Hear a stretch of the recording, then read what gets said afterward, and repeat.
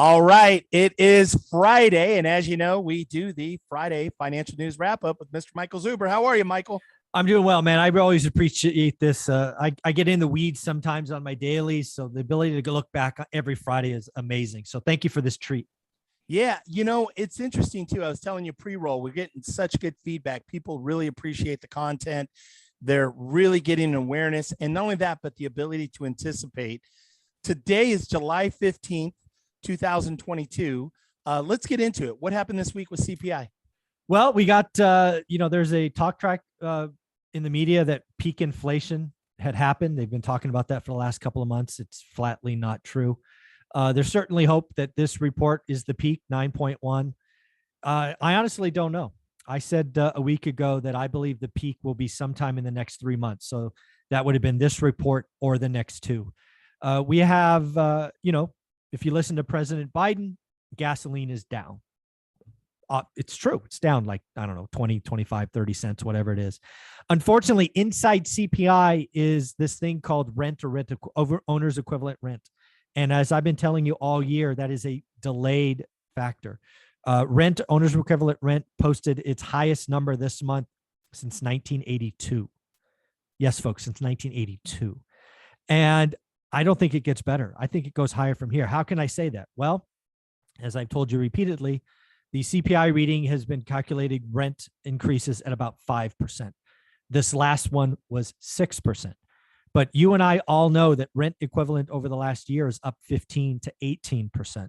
So from my world, does the little bit of gas getting better in rent going up, is that a wash? I don't know. It's going to be very interesting. I think without question, CPI the next couple of months are over 8.5. So, hey, is 9.1 the peak? I hope so. Is 8.5 much better? Not really. It's still ugly out there. We still have wages, appearing to go up 6%. But when you adjust for inflation, right, real versus nominal, it's negative. We've had negative wage increases all year. Not good, not good, not good. So CPI, 9.1, all kinds of bad. Nothing in it was good. Everything was up, broad-based. It was an ugly number, not much to like. Very interesting times. I feel like we've been preparing for this and talking about this for a long time. I love too how you're setting the expectation going forward. It's probably not going to shift. We're still going to see high numbers. Explain what happened this week in PPI and what is PPI? Explain PPI and how it relates. Yeah. So CPI is consumer price index. That's what you and I pay at the gas pump, at the grocery store, restaurants, whatever. PPI, you could think of it as wholesalers, right? So think about being a grocery store, right? When we go to the register, that's CPI. But when the grocery store buys from their distributors or their whatever, that would likely roll into PPI. So producer price index. It is essentially a step away from the consumer. And unfortunately, PPI was up again, right? I believe PPI came in at 11.3. So not good. And again, PPI is often in a like an early indicator for CPI. Now, the difference is 11.3 doesn't naturally roll to CPI because, again, as a grocery store in this example, right, let's just say a box of Cheerios used to cost you $4. Now it costs you $5, but you sell them for $5.50. So when you bought them at $4, you made $1.50. You could, in theory, sell them at $5.50 still, and instead of making $1.50, you make 50 cents. The problem is the grocery store has to pay wages and leases and energy and insurance and all of these other things. So maybe instead of giving the full dollar increase, they only raise it 75 cents. That's why a 11.3 PPI could be a 9.1 CPI, because sometimes in this example, a grocery store will eat some margin. However, I think PPI has been so high for so long. At some point, the grocery store is like, screw it, forget it. If I get charged $1, I got to raise $1.10, because they've been trying to eat a lot of the inflation to keep consumers healthy. And I think most retailers are just about to cry uncle, like, I can't eat margin. I got to pay bills. I got wages going higher. My lease is going up. Insurance is going up.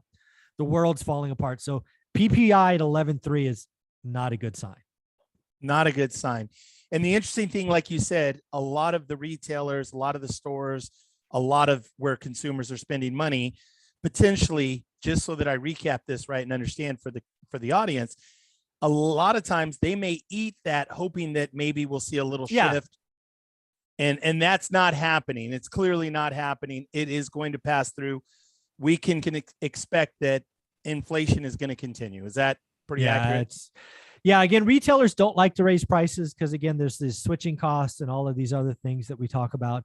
But at some point, they just cry uncle, like, I got to raise it. And when they do raise, they just take it right up. They don't do little increments. They're like, hey, if we're going to go, let's go and see where the chips fall. Very interesting times, folks. Pay attention. Let's shift gears to the next topic, California housing market. What did you see this week? Yeah, so there's, again, I've been calling July 20th. So for next week, we'll talk about it in detail. The National Association of Realtors is about to drop a bomb on all of us, talking about transactions down and pricing and pendings and all inventory and just days on market. It's going to be a great report. We got some June data, early data about San Francisco specifically. Redfin, I believe, is the source of this. So again, it's not national yet. It could be skewed because, again, it's only Redfin data. But basically, San Francisco was the first and only market to post a negative year-on-year growth.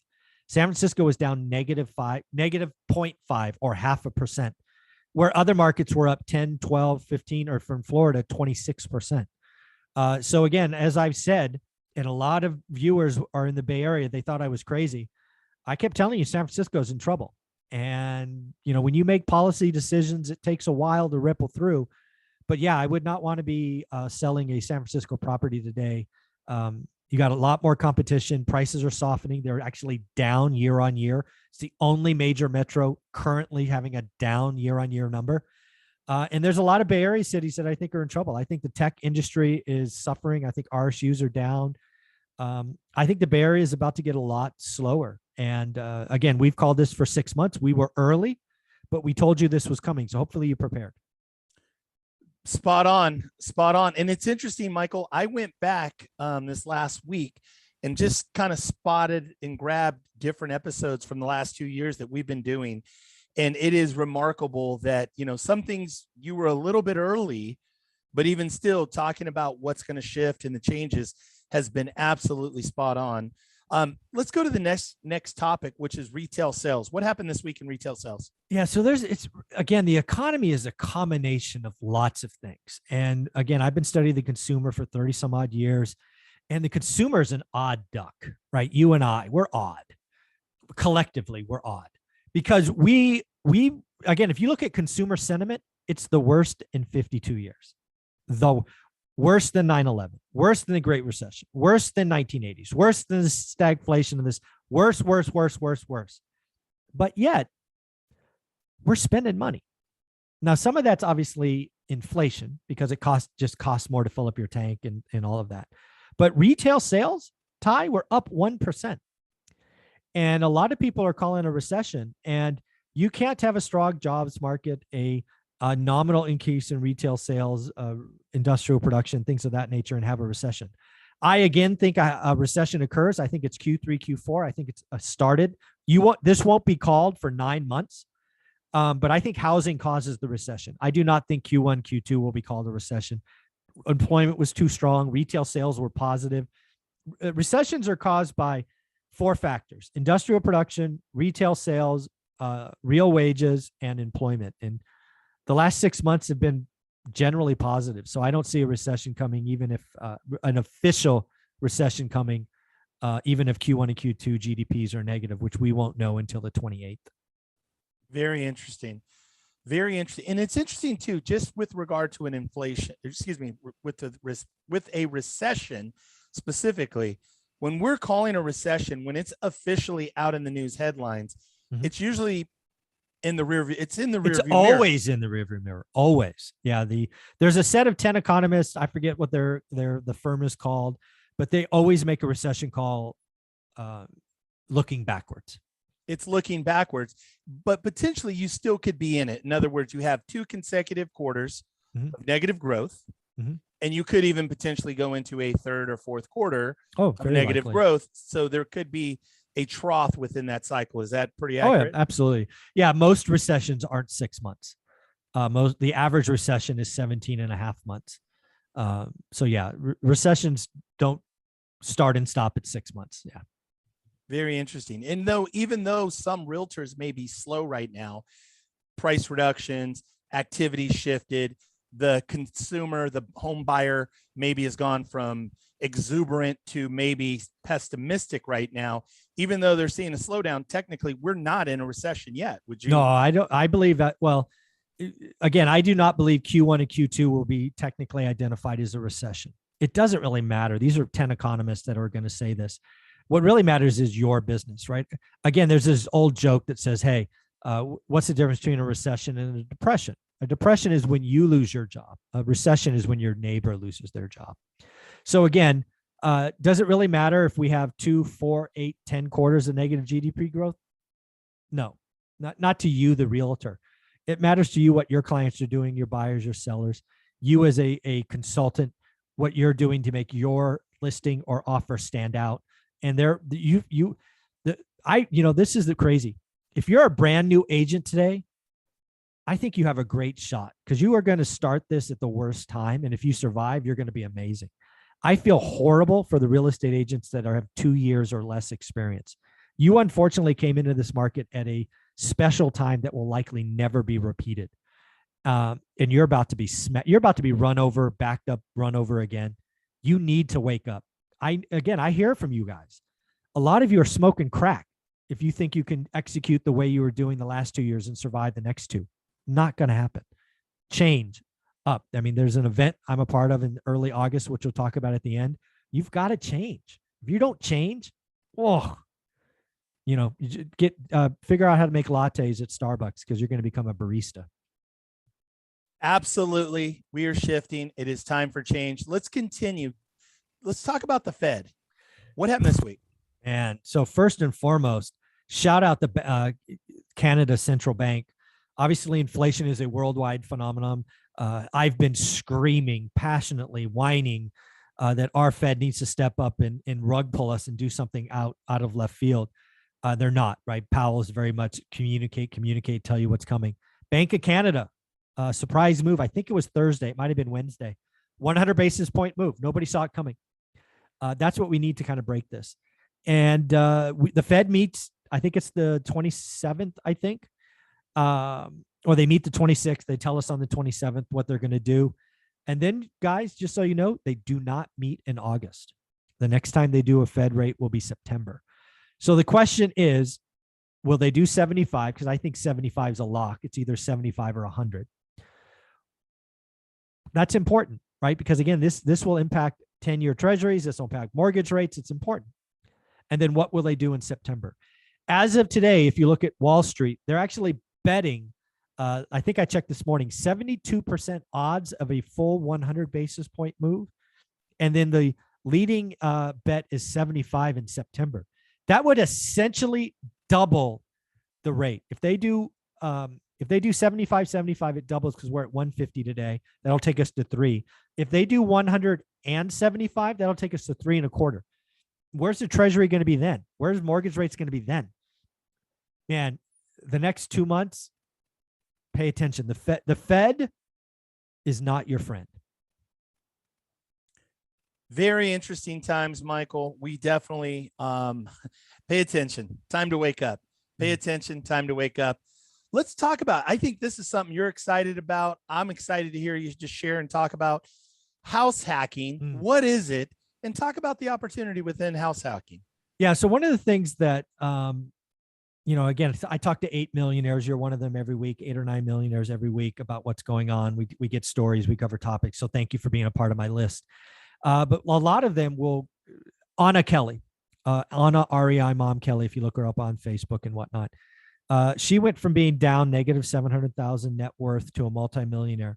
And she's made a lot of tremendous financial moves. We did an interview this week where she said house hacking. She sold her big house in Texas. She had 2 kids, a husband. She moved to Pennsylvania. She lived with her in-laws for a moment, and then she bought a 4-plex. Think about that. Down selecting from the big pad in Texas to a 4-plex upstairs in the snow with 2 kids. She said that was her best financial move. She could not have survived the 2008 crash without doing that. Then I have Matt and Dion on my channel who credit. Dion just retired this week, and house hacking is his thing. It's how he did it. Matt is a 9th grade dropout.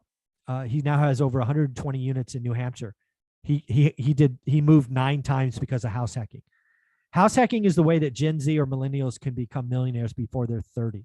Anybody could do it in less than 10 years. So this is so important to me. And again, as always, I got 0 experience, dude. I don't know what the hell house hacking is, but I have a reputation. I have the ability to attract amazing people. So tomorrow, 9 a.m., we're going to do a 90-minute deep dive, house hacking roommate style. So folks, you may know a gentleman on YouTube called Spencer Cornelia. He gets his credit house hacking. He house hacks 5 bedrooms, 6 bedrooms in Vegas. And then there's another one, Todd Baldwin, who's been featured on CNBC Millionaire and all of these other things. So Todd Baldwin and Spencer tomorrow, 90 minutes, just for my students. However, like everything I do, we're going to record it and then we're going to give it away. It's going to go up on my YouTube channel Sunday morning for everybody to watch. The only reason I do it for my students, frankly, is because I want to know who's doing it and not get trolls. When you do a live cast on YouTube, sometimes you get not such nice people. But again, I'm doing this because I want to give it away. And then next week, we're going to house hack unit style, duplexes, triplex, quad. So I'm going deep into 2 topics that I think could change people's lives. We're going to do it for my students first, all kinds of bonus sections. But like everything I do, we will give it away to YouTube world within 24 to 48 hours. So again, house hacking it. And then on Thursday, because I know a lot of people want to hear from Anna again, is how to house hack when you have kids. I think that's an important thing, right? So she started house hacking with 2 kids. So I'm going to get Anna to talk about that next Wednesday. So I think house hacking is the best way to get on the property ladder. If I had to live life again, I would house hack at 20 years old. I would probably house hack units. I just don't like the whole idea of roommates. That's just me. But yeah, I think house hacking will change people's lives, and I'm going to go hard. And like always, I don't know it. So I'm going to get other experts. You are going to be one of my deep dives in a couple of weeks when we go over foreclosures and short sales and all of that. So again, thank you for that. That's coming. But yeah, dude, I'm going to take this one rental at a time brand, attract other amazing experts, and give it all away. If you want to be on the live stream and ask questions of Spencer or Todd or Matt and Dion, you must be a student. It's $320. It is what it is.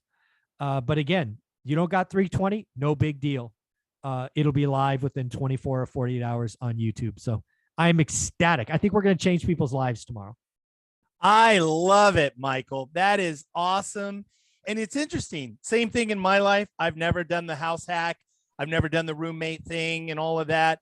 But it's such an interesting, I love the idea of going into a duplex or a quad, or even as an example, I have a 18-year-old daughter who her and her brother want to buy something, do something together. And so it's interesting too, that to have your experts to be able to ask the questions of, okay, I understand the concepts, but how do you manage the downside? Dude, get her on the live stream tomorrow. Yes, absolutely. You're a student. Get her there, have her ask questions. This again, I want to change. What am I doing? I've spent 150 grand on my YouTube channel. That's in cost. I don't make that on YouTube. I'm not doing this. I'm trying to create a legacy here. So get 18-year-olds, or you got to be a student because that's just the rules of the game. And ask the questions. You have a license or whatever that's called, and I would gladly take her questions. I love it, folks. So you know what? And I got to say, Michael, your course, absolutely phenomenal. It's the best value of all the courses. Dude, $320 is stupid. Stupid. You could spend that this weekend going out for dinner, drinks, barbecue, whatever. It's ridiculous. Not only that, the amount of value though, because it's literally 20, 30x the amount of value compared to $1,000 courses that we bought, $2,000-$3,000 courses. It's ridiculous. So again, my whole book, One Rental at a Time, is the course. It's worth $320 standalone. I've since doubled or tripled the content with free bonus content. Then I have a Facebook group, which is worth the price of admission all by itself because it's got 1,500 amazing human beings who are doing the work. And now I'm adding deep dives with experts. Come on. This is stupid. Such a great value, folks. You can obviously the book, One Rental at a Time. If you have it, go to Amazon, give this man a 5-star review. Also, if you want to buy the course, you go to onerentalatatime.com, onerentalatatime.com. The course is on there. Also, we're doing a live event August 11th, 12th, 13th in Irvine, California. Michael is going to be one of our guests. Michael, what are you going to be talking about? Yeah, I'll answer any and all questions, but I'm going to come in because that's going to be after the July 20th, and we're going to lay the land, give a state of the union of housing. Some of the stuff's going to be scary. My stated internal goal is, first off, I used to do this for a living. So I'm going to come into that meeting and I'm going to slap you, virtually slap you. I'm going to wake your ass up. And then I'm going to get you excited because the next 2 years, once you're awake, should be about building wealth. So yeah, I'm going to come in hot. I'm going to scare you. I'm going to shake you a little bit. I'm going to get your attention. And then we're going to talk about building some wealth together. So that's kind of my internal goal as I build out my presentation. I love it. Folks, there's so much opportunity right now. We have a discount code, $300 general admission tickets, event 300. All you have to do is go to www.rehybridevent.com, rehybridevent.com. It'll be posted in the comments. Michael, thank you so much for all that you do. Have a great weekend. Thanks, bud. Take care.